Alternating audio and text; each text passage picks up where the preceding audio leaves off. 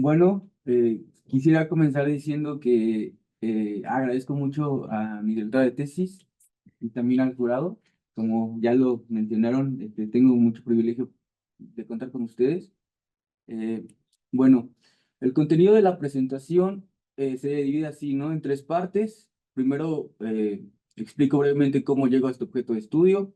Luego, el planteamiento del problema, los elementos teóricos conceptuales, la estrategia metodológica, los resultados. Presento los capítulos y los análisis que me parecieron más relevantes y unas conclusiones. Bueno, los scratches y las funas, orígenes y cambio de uso político. Esto lo presento a raíz de que, bueno, tenemos muchas personas que a lo mejor no están tan familiarizadas con los scratches. Los scratches son una acción directa de protesta que en la actualidad está vinculados con los feminismos, pero que sus orígenes tienen que ver con contextos postdictatoriales, donde básicamente en situaciones de genocidio se busca visibilizar y buscar justicia a genocidas, ¿no? Y bueno, ¿en qué consisten? Pueden ser directos o pueden ser virtuales, y básicamente se trata de narrar, digamos, las situaciones de violencia sexual y ponerlos, ya sea cuando es virtual en un comunicado o cuando es físico ya sea donde estudia o donde trabaja la persona agresora. Bueno, yo llego a este objeto de investigación porque soy politólogo y entonces a mí me interesaba, eh, más bien no estaba conforme con que la ciencia política fuera muy positivista y quería análisis cualitativos que me permitieran a mí un poco dar cuenta de no nada más qué pasaba entre la sujeta que hacía los scratches o el sujeto que recibe los scratches, sino más bien la comunidad, cómo, qué repercusiones tenía, ¿no? Y bueno, el planteamiento del problema, ahí me vinculo con Berger, que Berger dice que hay que diferenciar los problemas sociales de los problemas científicos sociales, ¿no? Que esto se entiende como tarea de investigación. Bueno, mi planteamiento del problema tiene dos problemas sociales, ¿no? Que es la violencia sexual, que ocupa en la Ciudad de México el segundo lugar en términos de frecuencia. A esta se le añade la impunidad, la normalización y la revictimización, pero también siguiendo la misma definición de Berger en lo que él considera problemas sociales. Los scratches también pueden ser problemas sociales, ya que no abordan las denuncias como se debería abordar de acuerdo con el ámbito jurídico. Eh, bueno, las preguntas de investigación, principalmente la general, es cómo se configuran los discursos y sentidos que las personas construyen en relación con el scratching en contextos de violencia sexual. Y las preguntas específicas que después desprenden directamente de cada capítulo de la tesis se intenta contestar es cuáles son las motivaciones y expectativas que subyacen al emplear el Scratch, los efectos y las consecuencias también, y también está cómo influye el género de las personas en su percepción de las motivaciones, expectativas, consecuencias en caso de violencia sexual, y también qué factores de estructuras sociales influyen en las percepciones o las construcciones discursivas sobre el Scratch. Los objetivos de investigación era un poco el general, era comprender cómo se configuran los principales discursos y sentidos que la gente asocia a casos de violencia sexual y cómo éstas se relaciona con las construcciones sociales de género. Los objetivos específicos, uno está para investigar las motivaciones y las expectativas, eh, eh, haciendo énfasis tanto en los factores individuales como contextuales, también los efectos y las consecuencias, examinar cómo el género de las personas influye en la percepción de las motivaciones, expectativas, efectos y consecuencias, y identificar si hay diferencias en la manera que los hombres y las mujeres interpretan y participan en los scratches, y analizar los factores y las estructuras sociales que influyen en las percepciones y los discursos sobre los scratches. Eh, un poco los elementos teóricos conceptuales con los cuales di seguimiento a todo el material empírico que generé, tomo el elemento de Connell, que básicamente es importante porque Connell nos habla de que el género no debe de entenderse como un elemento aislado, sino como una estructura, como interactuando con otras, podría ser la clase, la raza, y entonces esto se puede observar en prácticas sociales, ¿no? Y también en diversos espacios como iglesias, mezquitas, y en mi caso particular, en escuelas, en instituciones, ¿no? Y bueno, para problematizar la violencia sexual, retomo a la antropóloga Benadas, que ella habla que en contextos de alarmante y cotidiana violencia sexual, la violencia sexual genera una especie de atmósfera intersubjetiva o texto cultural, y bueno, pero no sin antes de subrayar que aunque sí influye a las personas, esta atmósfera no sobredetermina el papel de las víctimas, sino que las mujeres o las personas afectadas por esta violencia generan subtextos culturales anclados en los textos culturales dominantes, ¿no? En este caso, entonces, la violencia sexual es un texto y el scratch vendría a ser un subtexto cultural. La estrategia metodológica, bueno, aquí parto de tres enfoques: la antropología semiótica, que me permite entender la interrelación entre lenguaje, contexto y sentidos, entendido sentido ya yendo más allá de los significados, porque significados puede haber muchos, pero sentidos, digamos, depende de cada persona situada en un contexto. El análisis del discurso, que me permite retomar técnicas como entrevistas semiestructuradas y el archivo recopilado, y los estudios de género, que básicamente lo retomo principalmente con base en Connell y Judith Butler, pero mirando siempre el género de forma relacional. Esto quiere decir que, y más bien me permite metodológicamente analizar tanto a hombres como mujeres. Y bueno, esto es importante porque más adelante diré algo relacionado. Bueno, se eligió el método de entrevistas semiestructuradas mediante la idea de no trabajar con personas directamente involucradas en scratches. Y la idea era medir la percepción. Y bueno, para la percepción tomo a la autora Salgado, Eva Salgado, que dice que a diario recibimos centenares de estímulos, pero que la percepción es importante porque es un elemento que se nos queda de los centenares de estímulos que recibimos. Y bueno, hablando un poco de las dificultades, tuve que ampliar los criterios de limitación. Originalmente me estaba enfocando en puros sujetos del ámbito artístico, pero debido a que mi papel de investigador varón, estudiante de Scratches, tuve reticencias y desconfianza por parte de colaboradores y colaboradoras, principalmente colaboradoras.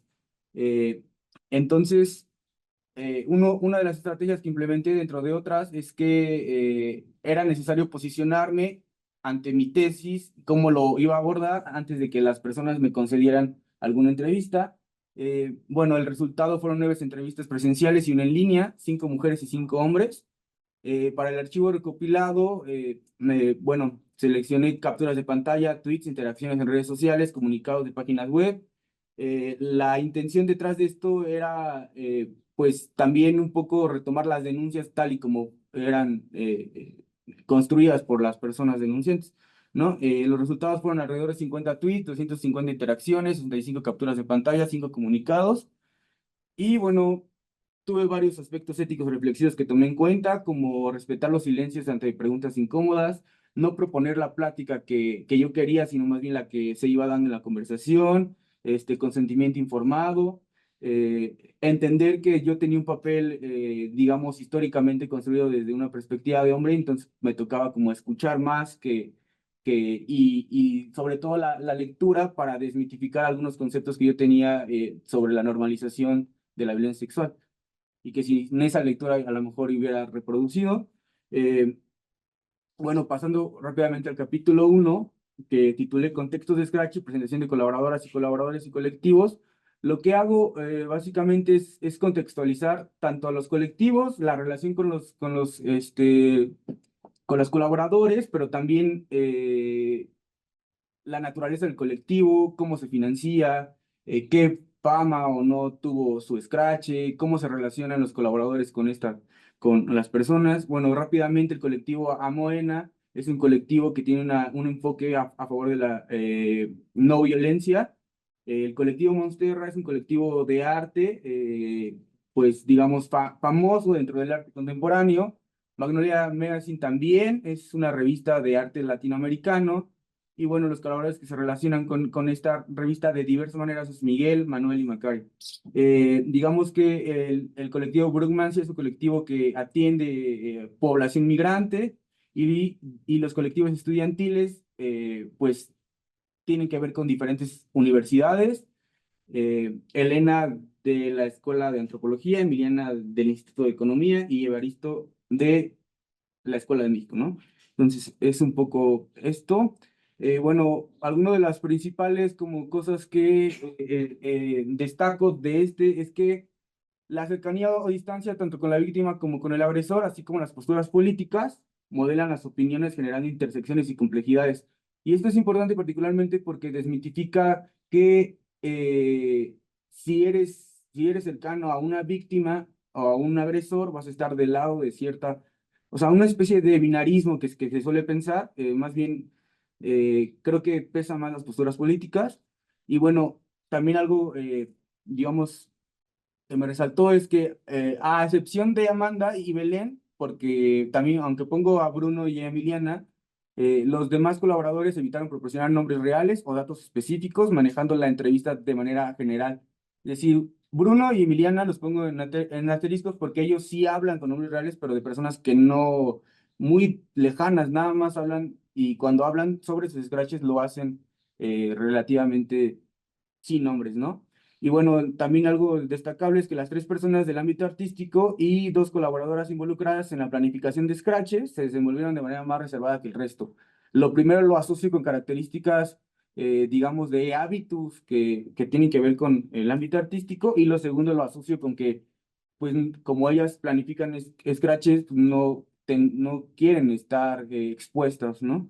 Bueno, en el capítulo 2 que titulo La violencia sexual en contextos de Scratch, eh, bueno, primero en el apartado 2.1 que titulé antecedentes, algo importante es que el primer Scratch que registro y que es a partir de una investigación de la autora Magali Barreto, es que el Scratch está presente en México 8 y 6 años antes de los movimientos Me Too, tanto el mexicano como el global. Entonces, por ahí, si había como esta percepción de que el Me Too tenía mucho que ver, ahí no es tan así. Sí se potencia, pero no tiene mucho que ver. Entre el 2014 y el 2017 se detalla un proceso colectivo de nombrar las violencias. La mayoría de las colaboradoras dicen que recuerdan que la última etapa coyuntural que se vivió en su activismo de sus universidades y de sus colectivos fue la coyuntura de Ayotzinapa, y que a partir de eso giró y tocó temas de feminismo y de género, ¿no? Entonces, en el apartado 2.2, discursos y sentidos de la violencia sexual, eh, resalta un papel descriptivo más que conceptual para denunciar y definir la violencia sexual. Esto lo hacen a través de prácticas narrativas detalladas, en vez de decir en sí qué categoría o concepto, ¿no? Y bueno, también emerge la desigualdad de poder como factor clave en la violencia sexual, más allá de la transgresión física o del consentimiento, y esto se relaciona con una mayor atención a la dimensión afectiva existencial de la violencia sexual. También resalta un discurso que se repite mucho, que es que para que una persona identifique una situación como violencia sexual, debe percibirse vulnerada en el ámbito de su sexualidad, y esto es, pues, digamos que riesgoso porque hay personas que son violentadas y que debido a la normalización o algo así pueden pasarlo desapercibido. Y también hay un discurso que dice que hay una supuesta ambigüedad en la categorización de la violencia sexual, porque justo como pasa esto de que son descriptivas, entonces hay violencias que son las mismas a veces, pero que se describen de forma diferente. Eh, en el apartado 2.3, nada más destaco que hay violencias sexuales más normalizadas, entre ellas las que son entre pareja, el acoso, el hostigamiento sexual. Resaltaron mucho material empírico que habla sobre la cultura del acoso y la violación, y que se manifiesta a través de bromas, risas y justificaciones. También en el acoso el daño emocional se menosprecia, Y bueno, algunos de los discursos que la perpetúan dentro de material empírico es la creencia errónea de que el no disuade a los acosadores, la noción de que muchos acosadores no son conscientes de su comportamiento y la minimización implícita de las prácticas de acoso al considerarlas no perjudiciales para ellos mismos. Es decir, se piensa que ellos, como a ellos no les agrede el acoso, para los demás no tendría que agredirles.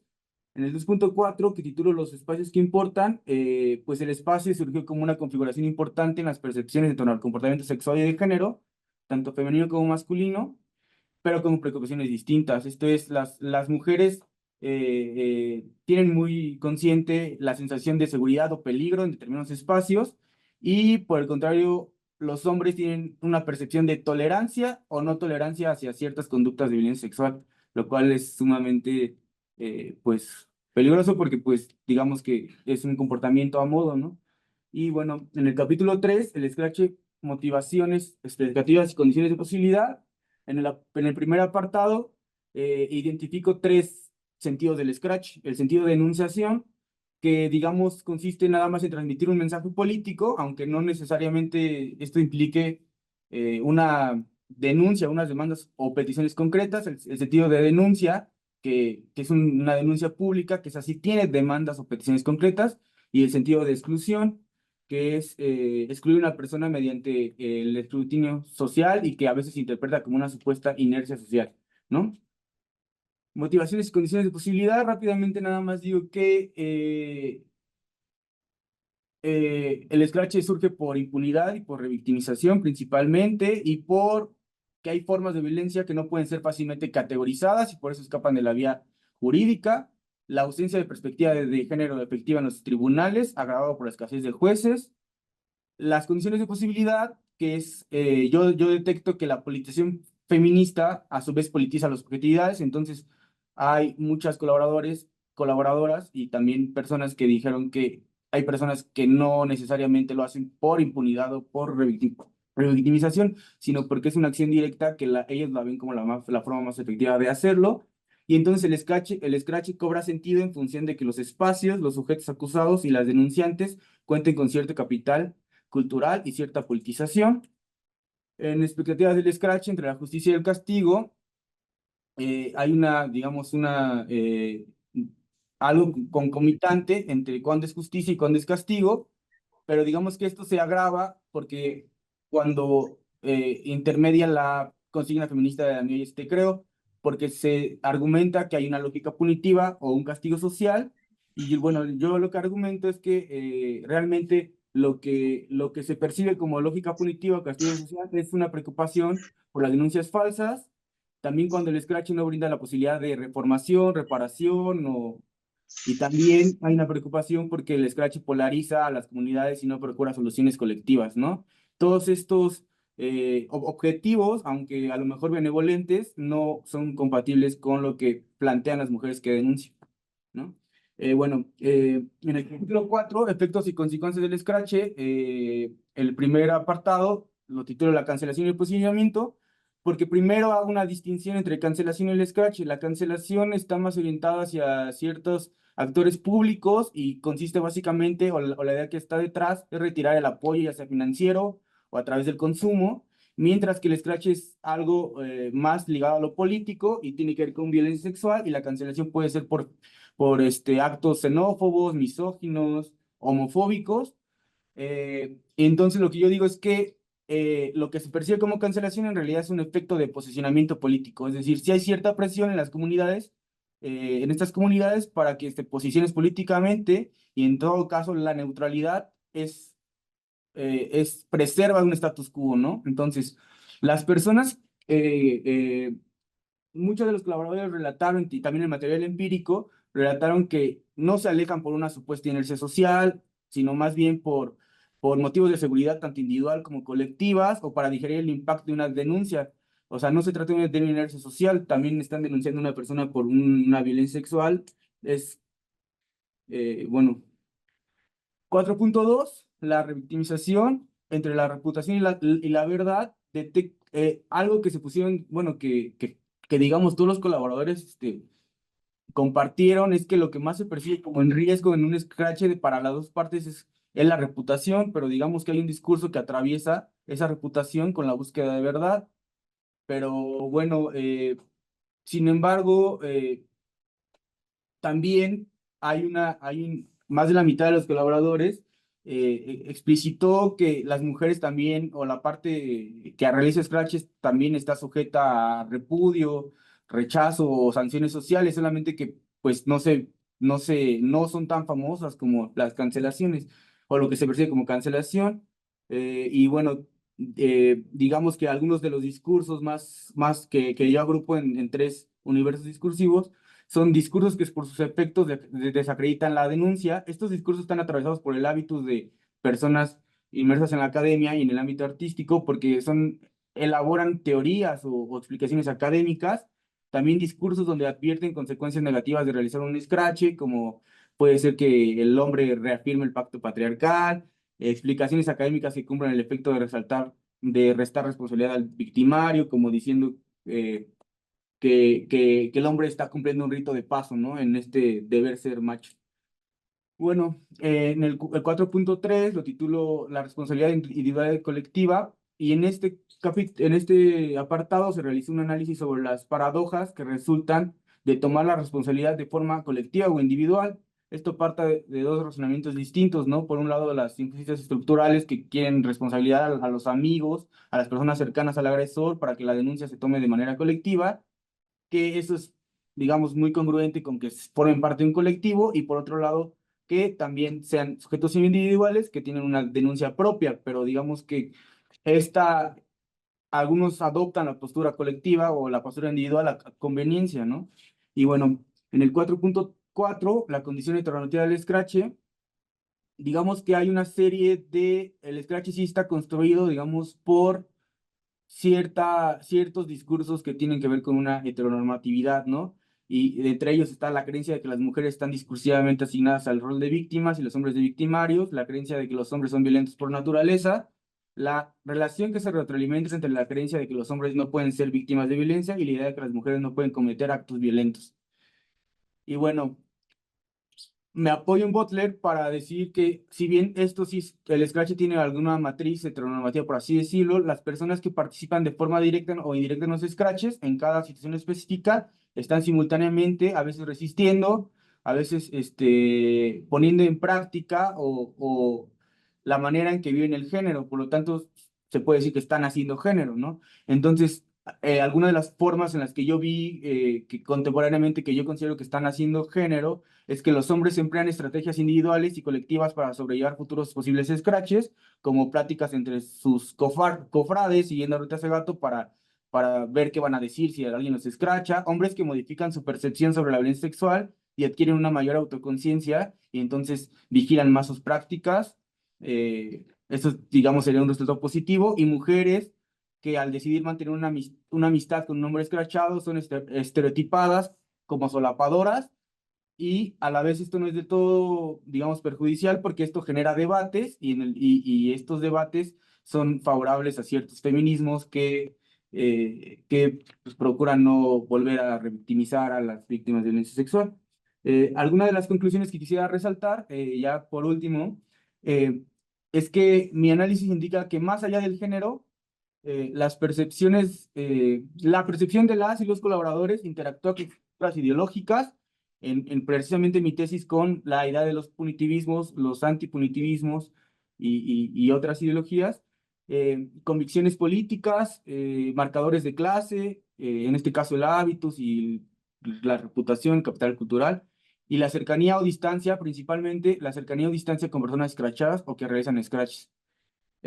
Otra cosa que quiero destacar es que la normalización y sobre la normalización de la violencia de género es que estudiar los scratches desde las percepciones de quienes participan indirectamente me permite observar cambios y continuidades en las percepciones de violencia sexual y su politización en el feminismo y género, en cierto activismo de la Ciudad de México, resaltando que en algunos casos las desigualdades de género aún estructuran dichas percepciones, a pesar de dicha politización.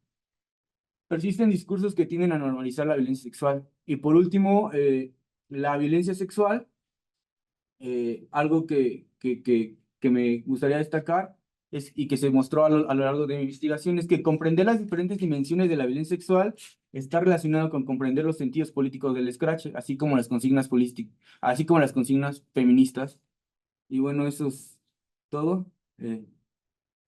Muchas gracias.